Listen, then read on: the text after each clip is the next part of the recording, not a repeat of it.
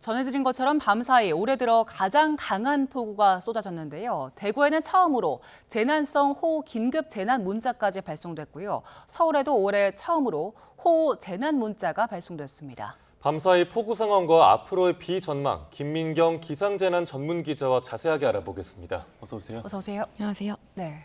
일단 밤사이 폭우 상황부터 짚어보겠습니다. 어디에 얼마나 내렸습니까? 네, 어젯밤에는 경북과 충청에 그리고 오늘 늦은 새벽부터는 수도권을 중심으로 강한 비가 집중됐습니다. 이 대구 수성구 지산동에는 1시간에 89mm로 올해 들어 가장 강한 물폭탄이 쏟아졌고요. 이 경북 김천에도 시간당 72mm, 서울 서대문과 양천구에 시간당 60mm 이상의 폭우가 내렸습니다. 이 밤사이 경기 김포 양촌읍과 서울 강서구, 은평구, 인천 강화와 충남 보령, 경북 경산 등에서는 이 100mm 이상의 누적 강수량이 기록됐습니다. 네, 대구에는 재난성 호우 긴급 재난 문자가 처음으로 발송됐다고요? 맞습니다. 어젯밤 10시 10분에 대구 수성구 지산동에 처음으로 재난성 호우 긴급 재난 문자가 발송됐습니다. 이 재난성 호우 긴급 재난 문자는 기상청이 올해 처음 도입한 제도로 기존 호우 긴급 재난 문자보다 한 단계 높은 이 최고 수준의 호우 경보인데요. 15분 강수량이 25mm 이상이면서 1시간 강수량이 85mm 이상이거나 1시간 강수량이 100mm를 넘으면 발송됩니다.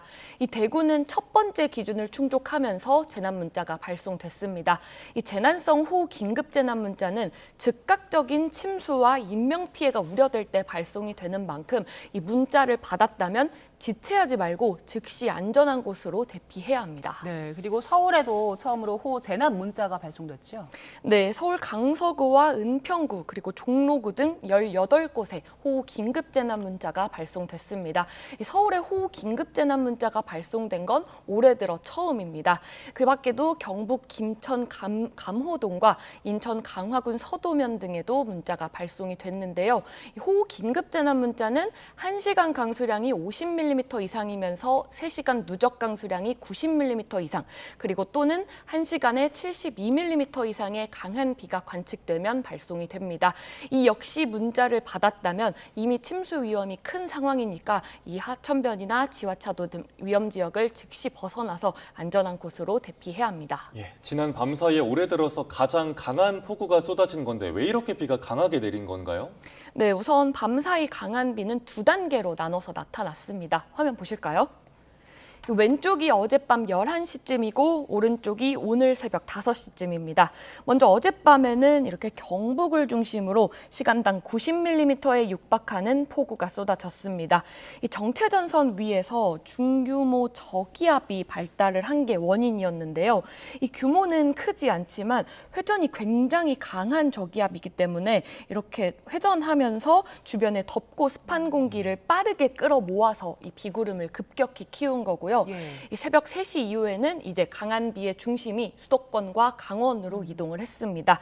이때는 이 북쪽에서 건조한 공기가 내려왔고요. 남쪽에서 덥고 습한 공기가 계속 밀려오면서 이 정체전선이 다시 강하게 활성화됐습니다.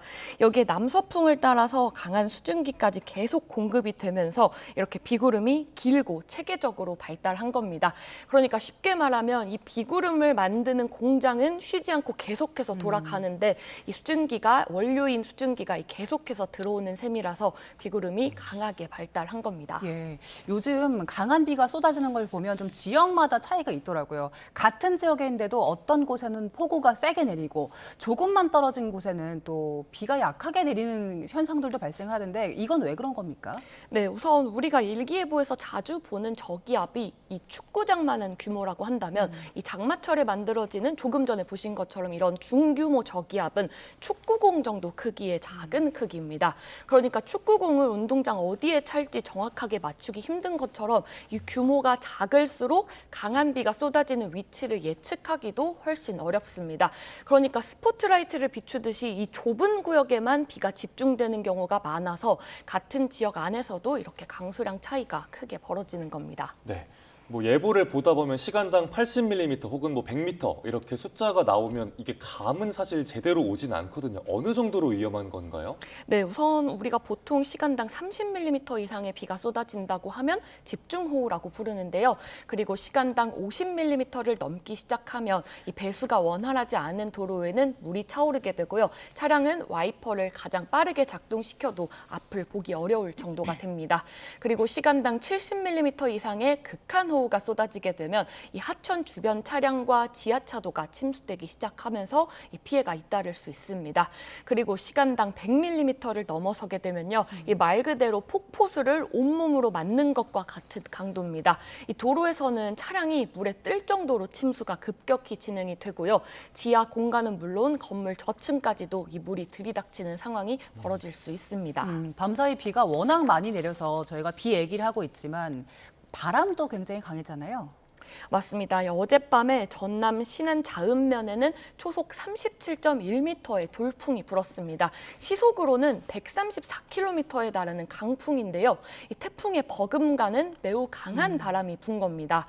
보통 바람이 초속 15m를 넘으면 간판이나 가벼운 시설물이 흔들리기 시작하고요. 20m를 넘으면 몸을 제대로 가누기가 어려울 정도가 됩니다. 그리고 25m 이상이면 지붕 기와가 날아갈 수가 있고요. 30m 이상이면 가로수가 쓰러지거나 전신주가 파손될 정도의 위력을 보일 수가 있습니다. 네, 강풍으로 인한 피해도 없도록 유의하셔야겠습니다. 그러면 지금은 비가 어디에서 가장 강하게 내리고 있나요? 네, 이 비구름의 이동을 볼 수 있는 레이더 영상 보실까요?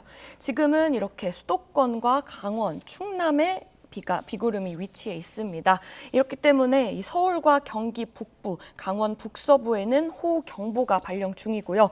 경기 남부와 충남, 강원 대부분 지역에는 호우주의보가 발효 중입니다. 특히 이 보라색 구름이 위치한 곳들에서는 지금 시간당 40mm 안팎의 강한 비가 쏟아지고 있습니다. 예.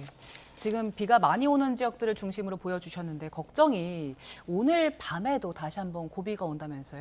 맞습니다. 오늘 밤에 한 차례 더 비가 강해질 가능성이 있는데요. 화면 다시 보실까요?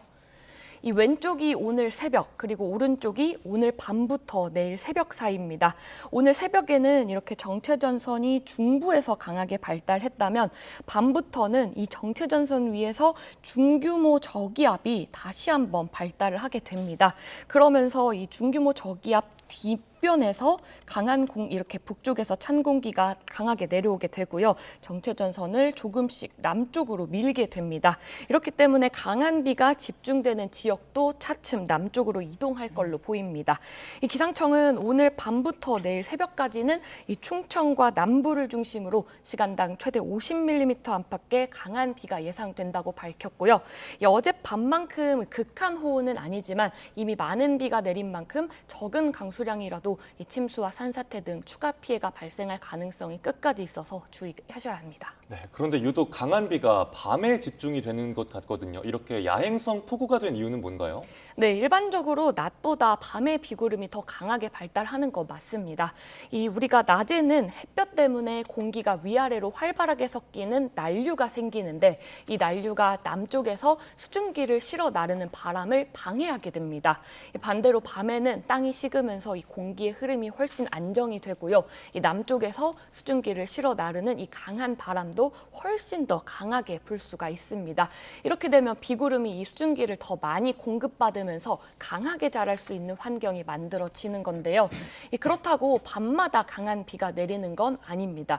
공교롭게도 최근에는 북쪽에서 찬 공기가 내려오는 시점이 계속 밤 시간대였고요. 이번에도 이 중규모 저기압이 발달하는 시점이 공교롭게도 밤부터 새벽 사이로 겹쳤습니다.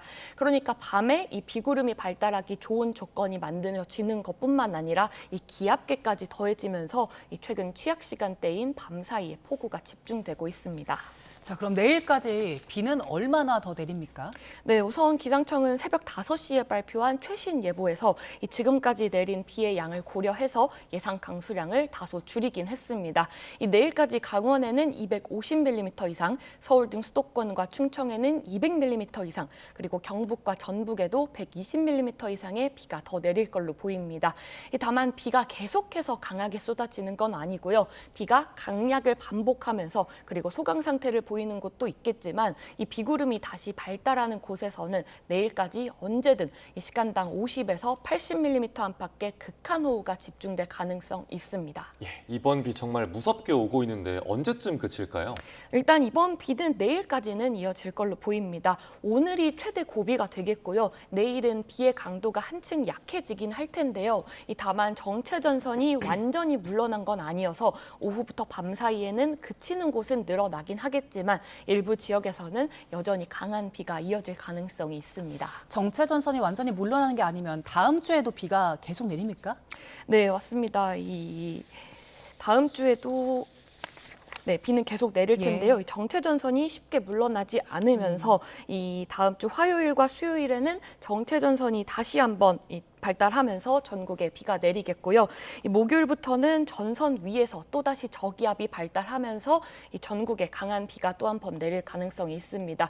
다만 정체 전선의 위치가 조금만 달라져도 비가 집중되는 지역은 크게 달라질 수 있는 만큼 이 최신 예보를 계속 확인하셔야겠습니다. 네. 그런데 이 정체 전선이라는 게 뭐 사라진 것 같다가 뭐 다시 나타났다가 또 북상했다가 남아있다가 왔다 갔다 하잖아요. 이건 왜 그런 건가요? 네, 이 많은 분들이 정체 전선을 하나의 긴 띠라고 생각하시는데 그렇지 않습니다. 이 정체 전선은 북쪽의 찬 공기와 남쪽의 따뜻한 공기가 맞붙이는 경계인데요. 이 물건이 아니라 기체이기 때문에 이 두 공기의 힘이 계속 바뀌면서 전선도 강해졌다 약해지기를 반복하고요. 이 중간에 끊어졌다가 다시 이어지기도 합니다. 또 북태평양 고기압이 조금만 세력을 넓혀도 전선이 북쪽으로 올라가고요. 반대로 북쪽에서 건조한 공기가 내려오면 다시 남쪽으로 밀려납니다.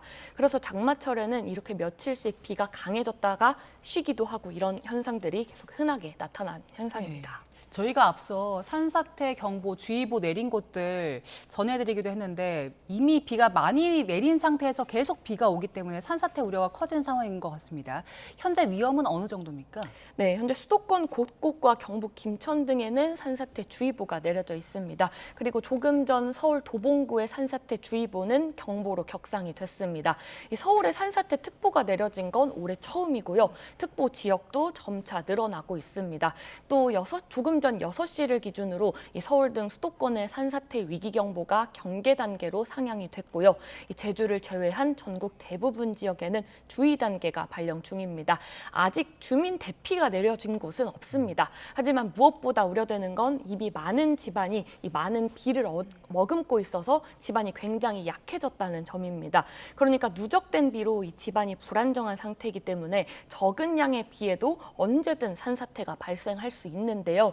산비탈이나 축대 주변은 접근하지 말고 이 위험이 느껴지면 즉시 안전한 곳으로 대피해야 합니다. 네. 그래도 산사태가 전조 증상이 있다고들 하는데 어떤 게 있을까요? 네, 맞습니다. 이 산사태는 갑자기 발생하는 것 같지만 그 전에 나타나는 신호들이 있는데요. 우선 경사면에서 갑자기 많은 물이 솟아 나오거나 반대로 평소에 잘 나오던 지하수가 갑자기 끊기는 경우가 있습니다. 또 바람이 없는데도 나무가 기울거나 흔들리고 땅이 갈라지거나 이 쿵 하는 땅 울림이 들린다면 이미 산사태가 시작됐을 가능성이 있습니다. 이 도심에서는 옹벽이나 축대에 이 새로 균열이 생기지 않았는지도 꼭 살펴보셔야 하고요. 이런 이상 징후가 보이면 직접 확인하려 하지 말고 바로 대피하는 게 가장 중요합니다. 예, 지금 말씀드린 이 전조 증상만 잘 살펴보셔도 큰 사고를 막을 수 있으니까요. 꼭 주변을 잘 살펴보시는 게 좋겠습니다. 자, 마지막으로 올해 장마는 언제쯤 끝날까요? 네, 이 평년 기준으로는 장마는 이 제주도가 7월 20일, 그리고 남부가 24일, 중부는 26일쯤에 끝납니다. 다만 장마 종료 시기는 해마다 차이가 커서 올해도 지금 시점에서는 단정하기가 어렵습니다. 이 장마가 끝났다는 건 정체 전선이 우리나라를 완전히 벗어나고 북태평양 고기압이 한반도를 안정적으로 덮기 시작했다는 뜻인데요. 하지만 지금은 이 정체 전선이 계속 우리나라 주변을 오르내릴 걸로 예상이 되고 있고 다음 주에도 계속 비 예보가 이어져 있습니다. 기상청도 아직 장마 종료를 판단할 단계는 아니라고 했고요. 당분간 비가 내렸다 그치기를 반복하는 장마철 날씨가 이어질 가능성이 크다고 보고 있습니다. 다음 주까지는 장마가 끝났다고 안심하기보다는 계속 최신 기상 정보를 계속 확인하시면서 대비해야 합니다. 네, 지금까지 밤새 폭우 상황과 앞으로의 비 전망 김민경 기자와 함께 알아봤습니다. 고맙습니다.